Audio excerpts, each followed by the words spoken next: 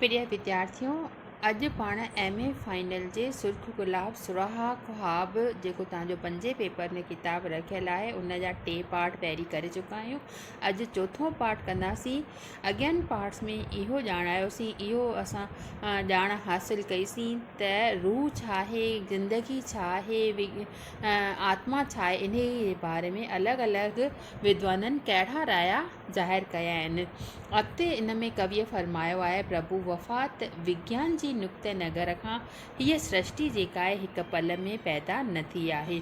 इहो आम वेसा आहे त ख़ुदा चयो कुन थी ऐं फ़ीकूं दुनिया पैदा थी वई, पर करोड़नि सालनि जे विकास जो नतीजो आहे ऐं इंसान सृष्टि बणजण खां करोड़ा साल पोइ जी पैदाइश आहे। मतिलबु हीअ जॾहिं सृष्टि पैदा थी त इंसान जेको आहे इलाहनि सालनि खां न पर करोड़नि सालनि खां पोइ जी पैदाइश थी आहे। सिरजणहार सृष्टि इंसान जे विच में एॾी वॾी विथ छो विधी सो सम्झ में ई नथो अचे। हिन विशाल ब्रह्मांड में बेशुमार ग्रहनि ऐं तारनि जे विच में एॾो त फ़ासिलो ऐं दूरी आहे जो सोचींदे विस्मय में पइजी वञे थो, आश्चर्य में पइजी था वञूं त वरी केतिरनि ग्रहनि ऐं तारनि में बि न माण्हू, न छेणो, न हवा, न पाणी। सम्झ में ई नथो अचे त सिरजणहार छा सोचे ई मांडण। सिरजणहार माना उपाइणहार, इन्हनि जे मन में अहिड़ी कहिड़ी ॻाल्हि आई जो उन जे करे हीअ सॼी सृष्टि पैदा थी ऐं अहिड़ी लीला रचाई। वरी जे भॻवानु परिपूर्ण हो त अहिड़ी कहिड़ी शइ जी लोड़, माना इनखे इच्छा लालच पैदा थी जो हीअ सृष्टि उन पैदा कई। किन विद्वाननि, किन विज्ञानियुनि जो इहो पिणरायो आहे त हिन ब्रह्मांड जो को उपाइणहार न आहे। हीअ ख़ुदि ब ख़ुदि हालतुनि मूजिबि पैदा थी आहे ऐं रंग बदिलाईंदी रही आहे। अणे जा अनेक रूप आहिनि। अणु माना हिकु नंढो बिज जेको थींदो आहे उन जा अनेक रूप आहिनि। मिटी ख़ुदि सिरजणहार आहे, मतिलबु उहा उन जी मिटी ई पैदाइश जो कारण आहे। चकी बि पाण त कुंभार बि पाण आहे। हर अणे में सिरजण शक्ति समायल आहे। मतिलबु हिकु बिज जेको आहे असां ज़मीन में पोखींदा आहियूं त उन मां वधी वणु थींदो आहे, त छा उहो हिकु अणु, हिकु बिज कीअं वण जो रूप धारण करे थो, आश्चर्य में पवण जी ॻाल्हि कान्हे। त इहो जेको वीचार आहे, इहो जेको मतो आहे, इहो विज्ञाननि ॿुधायो आहे असांखे त कीअं हिकु अणे मां हीअ सॼो हेॾो वड़ो वणु पैदा थिए थो। इहो कीअं पैदा थियो, त इहो असांखे सोच जो कारण बणिजे थो। त अंकुर में ई शाह बलूत जो देव दरख़त छुपियल आहे। हिकु नंढे बिज में हेॾो वॾो देव दरख़त पैदा थी वञे थो। हिकु भेरो हालतुनि मुताबिक़ कालिब ठही तयारु थियो त कालिब नकुल करणु शुरू कयो, पोइ त कुदरत लाइ सभु सुहिणो थी पियो। बेपनाह ख़ल्क़ पैदा थी वई, हेॾा सारा वृक्ष, हेॾी सारी ख़ल्क़, हेॾा सारा इंसान पैदा थी विया। मांस शिकियल माण्हू ऐं ॿिया जीव जंतर तयारु थींदा विया। हालतुनि अनुसार वरी केतिरियूं जिन्सूं ख़तम बि थी वियूं आहिनि। ईअं न आहे रुॻो पैदा ई पैदा थियनि था, केतिरियूं जिन्सूं ख़तम बि थियनि थियूं। त इहे सॼा जेके वीचार आहिनि, इहे इन सुर्ख गुलाब में असांखे सुराग ख्वाब में प्रभु वफ़ा धीरे धीरे सम्झाईंदो थो हले त हीअ सॼो मांडाणा, हीअ जेका सृष्टि आहे कहिड़े रीति पैदा थी आहे। नेक्स्ट ॿुधाए थो त जहिड़ीअ तरह गर्भ में शरीर जो विकास थिए थो, अहिड़ीअ तरह मन, बुद्धि, विवेक ऐं आत्मा जो बि विकास थिए थो। शरीर जे अंदरां ई उत्पन्न थियनि था, शरीर में ॿाहिरां प्रवेश नथा कनि। इहे सभु शरीर जूं सिफ़तूं ऐं वसफ़ूं आहिनि। ईअं जीअं चांडाण चंड जी सिफ़त आहे। चांडाण चंड जी, मतिलबु चंड जी जेका रोशनी आहे उहा ख़ुदि जी त रोशनी पैदाइश कान्हे का, उन खे चंड पैदा कयो आहे। लहर जेका आहे उहा सागर जी सुंदरता आहे। ऐं जीअं बादल ऐं सूरज जे मेलाप सां रंगारंगी ईंद लठ थी पैदा थिए। जिस्म खां अलॻि रूह खे को विझूं, अहिड़ी तरह छा आहे, जिस्म खां अलॻि मतिलबु शरीर खां अलॻि रूह खे को बि विजूद कोन आहे। जेसिताईं रूह न आहे तेसिताईं जिस्म न आहे, जेसिताईं जिस्म न आहे तेसिताईं रूह न आहे। छा लहर खे समुंड खां अलॻि को विजूद आहे? छा बादल ऐं सज खां सवाइ इंडल्ट खे का हस्ती आहे? न।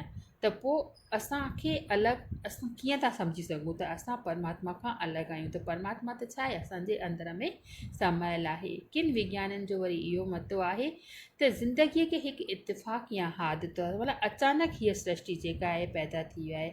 उहे ॿुधाइनि था त ज़िंदगीअ में ख़ुशी, गम, अमीरी ऐं ग़रीबी सभु इत्तिफ़ाक़ आहिनि, माना बाए चांस पैदा थी विया आहिनि अचानक। हर का शइ हालतुनि जी पैदाइश आहे।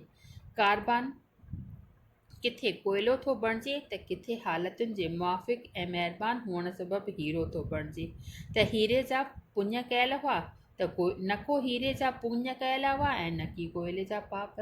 ज़िंदगीअ जे नतीजे जो परवाह सदाईं जारी आहे, किथे तेज़ त किथे माठो। हक़ीक़त में जीव बिना वज ॼमे थो ऐं बिना सबबु मरे थो। मरण खां पोइ संदसि मड़ माना लाश इन मिटीअ में ई पियो सुकंदो रहे थो, सड़ंदो रहे थो। ख़बर कुझु ख़ैरु कुझु बि हुजे, लास्ट में अची करे असांखे इहो ॿुधाइण जी कोशिशि करे थो लेखक कवि त कुझु बि हुजे, इंसान, रूह, ख़ुदा, इहे सभु अध्यात्म विज्ञान जूं ॻूढ़ियूं मतिलबु गंभीर ॻाल्हियूं आहिनि, तमामु नाज़ुक ॻाल्हियूं आहिनि, बारीक ॻाल्हियूं आहिनि, शरीर भरियूं बातियूं आहिनि जिन खे सम्झणु सवलो न आहे। सभु संत महात्माऊं इन सारे किसे खे बेअंत चवंदा रहिया आहिनि, मतिलबु कोई अंत कान्हे। जेतिरो असां इन्हनि जे सुवालनि में पवण जी कोशिशि कंदासीं त जवाब मिलण जे एवज़ इन जा पाण वधीक सुवाल पैदा थींदा वेंदा। इन्हीअ करे असांखे वधीक मुंझणो न आहे ऐं अॻिते इन्हीअ ॻाल्हि खे सम्झणो आहे। कहिड़ी ॻाल्हि खे त बहरहाल करोड़नि सालनि जे विकास इंसान अंदरि बेशुमार ख़ूबियूं ऐं ख़सूसियतूं पैदा कयूं आहिनि। मतिलबु इंसानु जेको आहे अचानक पैदा कान थियो आहे, पर उन पैदा थियण खां पोइ इंसान जे अंदरि जेके आहिनि घणेई विशेषताऊं आहिनि, घणेई ख़ूबियूं आहिनि। इंसान खे अशरफ अल मखलूक़ात तसवुरु कयो वियो आहे, माना सृष्टिअ जो सभिनी खां वधीक महत्वपूर्ण जुज़ो आहे। इंसानु जेको आहे हिन सृष्टिअ में मिरूअ खां, जानवर खां, पखियुनि खां जेतिरियूं बि जोड़ियूं आहिनि, 84 लख जोड़ियूं आहिनि, उन्हनि में सभिनी खां उत्तम जेको आहे, श्रेष्ठ जेको आहे, उहो आहे इंसानु। इंसान जी ज़ात अशरफ अल मखलूक़ात माना सभिनी खां उत्तम इंसानु। इंसान जो पंहिंजे अकुल ऐं हिमत सां चंड जा चकर लॻाए आयो आहे ऐं इन जी मिटीअ खे छुई आयो आहे। हिन विशाल विश्व विकास जो अहम जुज़ो आहे। जीअं पोइ सार्तर फ्रांस जो मशहूरु फ़ैलसूफ़ इंसान खे पोल सार्तर फ्रांसिस जो मशहूरु फ़ैलसूफ़ इंसान खे आदि जुगाद सॼो आहे, माना शुरूअ खां वठी करे सॼो आहे। छाकाणि जो हिन लाइ ईश्वर अदम पैदा आहे, माना शुरूअ खां ई पैदा आहे। ईश्वर जो त जनमु कॾहिं थियो उहो त असांखे किथे लिखियलु ॾिसण में कान थो अचे, उहो त शुरूअ खां ई पैदा थियलु आई आहे। दुनिया खे बहितर बणाइण जी सारी ज़िमेवारी इंसान मथां रखी अथसि। माना ईश्वर खे शौक़ु थियो त मां सफ़ेद पोश चादर पहिरे करे इहा जेका सृष्टि रची आहे उन्हीअ खे ॾिसण लाइ वञा, त उहा सृष्टि रची ऐं उहो सफ़ेद पोश पाए करे इंसानु हिन दुनिया में आहियो। त इन जो मतिलबु छा आहे त इंसानु ख़ुदि ईश्वर आहे।